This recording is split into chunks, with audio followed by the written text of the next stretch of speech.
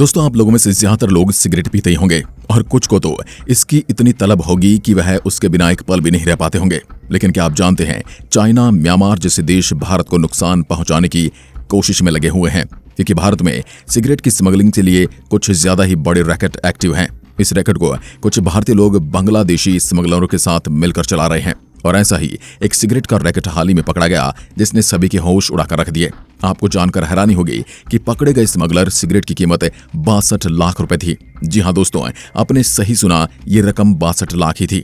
ये तो कुछ भी नहीं, क्योंकि आगे आपको और भी कई हैरान करने वाली बातें पता लगने वाली हैं। तो तैयार हो जाइए ऐसी कुछ बातें जानने के लिए।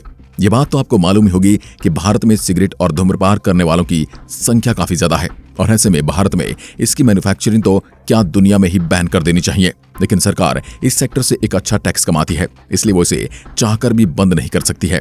लेकिन जो स्मगलिंग करके भारत में सिगरेट लाई जाती है, उससे कमाया गया सारा पैसा म्यांमार, चाइना और बांग्लादेश जैसे देशों को चला जाता है। शायद आपको पता ही नहीं होगा कि सिगरेट हम भारतीयों की जान ले रही है, क्योंकि हर साल भारत में सिगरेट का सेवन करने वाले 1.35 मिलियन लोगों की जान जाती है। और ये सब जानते हुए भारत में सिगरेट के मार्केट की वैल्यू $22 बिलियन के आसपास है और अकेले इस इंडस्ट्री से 53,750 करोड़ का टैक्स भारतीय सरकार को हर साल मिल रहा है। साल 2022 की बात करें तो सिगरेट, बीड़ी, सिगार और तंबाकू का एक्सपोर्ट भारत से हुआ था, जिसकी कीमत $6.4 बिलियन थी।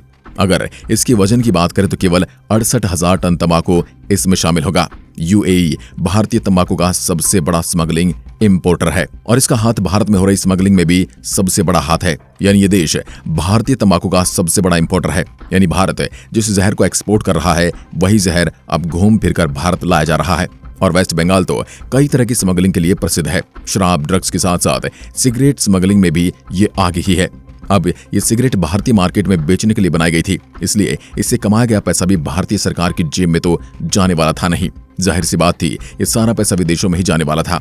अब ये सिगरेट टैक्स से बच जाती तो इनकी कीमत भी आधी हो जाती। अगर आप सिगरेट का सेवन करते तो आपको ये बंद कर देना चाहिए, क्योंकि ऐसा करके आप 30 लाख रुपए बचा सकते हैं और यही पैसा अगर आप कहीं सेविंग में लगाते हैं तो इतने सालों में इस पर लगे इंटरेस्ट से आप 1 करोड़ रुपए बचा सकते हैं। वैसे ये हमारा कहना नहीं है, बल्कि टाइम्स ऑफ इंडिया की रिपोर्ट का कहना है। म्यांमार और बांग्लादेश बीड़ी और सिगरेट का एक बहुत बड़ा हब है और सिगरेट अभी पकड़ी गई है, उससे भी आधी से ज्यादा सिगरेट म्यांमार में बनाई गई है और 22% सिगरेट यूएई मैन्युफैक्चर कर रहा है। दोस्तों, 31% सिगरेट बांग्लादेश और चाइना भारत में बेच रहे हैं। ये धंधा इतना बड़ा है कि दोस्तों 2021 से 2022 तक के बीच 93 करोड़ की इल्लीगल सिगरेट पकड़ी गई थी। और क्या आप जानते हैं, स्मगलिंग की वजह से भारतीय सरकार को हर साल 13,331 करोड़ का नुकसान होता है।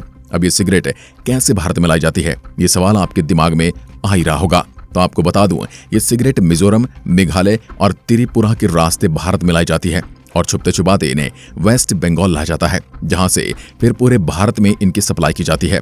अब भारत के लोग इस तरह के लीगल काम क्यों करते हैं, ये भी आपको समझना होगा। भारत में अच्छी कमाई न होने की वजह से लोगों को ऐसे लीगल कामों को करना पड़ता है। भारत की बड़ी आबादी भी इस तरह की स्मगलिंग के लिए एक बड़ी वजह हो सकती है। सरकार कितने सारे कैंपेन चला रही है, इसके बावजूद तंबाकू का सेवन लोग लगातार कर रहे हैं। सबसे बड़ी बात तो ये दोस्तों कि इस तरह की सिगरेट पर कभी भी कैंसर की वार्निंग नहीं लिखी होती और जो लोग कम पढ़े लिखे होते हैं वो इसे सही समझ लेते हैं, जबकि उन्हें इस बात का पता नहीं होता कि सिगरेट भारत में बनी सिगरेट से ज्यादा खतरनाक है। ऐसा ही मामला बीते साल 11 अक्टूबर को सामने आया, जब एक कंटेनर की जांच की गई, जिसमें विदेशी ब्रांड मैनचेस्टर की सिगरेट के 850 कार्टन बरामद किए गए। प्रत्येक कार्टन में करीब 10,000 सिगरेट पैक की गई थी। सीमा शुल्क कानून के तहत 17 करोड़ रुपए की कुल 85,50,000 विदेशी ब्रांडेड सिगरेट बरामद की गई और जब्त की गई। सिगरेट और तंबाकू उत्पादों की तस्करी की घटनाओं में 2014-15 के मुकाबले 2016 और 17 में 136% की बढ़ोतरी दर्ज की गई है। यह बात फिक्की कास्केड की एक रिपोर्ट में कही गई है, जिसके मुताबिक वर्ष 2016-17 में सिगरेट और तंबाकू उत्पादों की तस्करी की घटनाओं की संख्या बढ़कर 3,108 तक पहुंच गई है, जो 2014-15 में 1,312 थी। फिक्की कास्केड देश में तस्करी कर लाए हुए और नकली वस्तुओं के मुद्दे पर काम करने वाला औद्योगिक संगठन है। दोस्तों, सिगरेट के अलावा कोकीन और ड्रग्स को भी सबसे ज्यादा भारत में लाया जा रहा है और इसको पकड़ने की भी कई खबरें सामने आई हैं। हाल ही में भारत में लाए गए कोकीन के कंटेनर को जब्त किया गया, जिसमें 502 करोड़ रुपए कीमत का 50.2 किलोग्राम कोकीन जब्त किया गया था। इसे हरे सेब के कंटेनर में दक्षिण अफ्रीका से लाया जा रहा था। DRI मुंबई जोनल यूनिट ने खुफिया जानकारी के आधार पर दक्षिण अफ्रीका से आयात किया जा रहे नाशपाती और हरे सेब कंटेनर को 6 अक्टूबर को नहावा शेव बंदरगाह पर रोक दिया था। जिसके बाद जब चेक किया गया तो उसमें सेब के बीच कोकीन पाई गई। ऐसे ही न जाने कितने और खाने पीने की चीजों के बीच ड्रग्स और कोकीन का धंधा धड़ल्ले के साथ किया जा रहा है। दोस्तों, क्या आप जानते हैं कि साल 2019 में टोबैको स्मोकिंग के कारण दुनिया भर में 77 लाख मौतें हुई हैं। दुनिया भर में हर 5 में से एक पुरुष की इससे मौत होती है। सिगरेट पीने वाले में 89% 25 साल तक की उम्र के युवा शामिल हैं। 2010 में दुनिया भर के 10 देशों में सबसे ज्यादा धूम्रपान करने वाले मिले हैं। इन देशों में चीन, Bharat, Indonesia, United States of America, Russia, Bangladesh, Japan, तुर्की, वियतनाम और फिलीपींस शामिल हैं। धूम्रपान करने वालों का 2/3 आंकड़ा इन्हीं 10 देशों से है। 2019 में स्मोकिंग के कारण 17 लाख लोगों की मौत स्मोकिंग हार्ट डिजीज से हुई। 16 लाख लोगों ने CPOD के कारण दम तोड़ा। वहीं स्मोकिंग की वजह से ट्रैकियल, ब्रांक्स और लंग कैंसर होने से 13 लाख लोगों की मौत हुई। इसके अलावा 10 लाख लोगों की मौत स्ट्रोक के कारण हुई।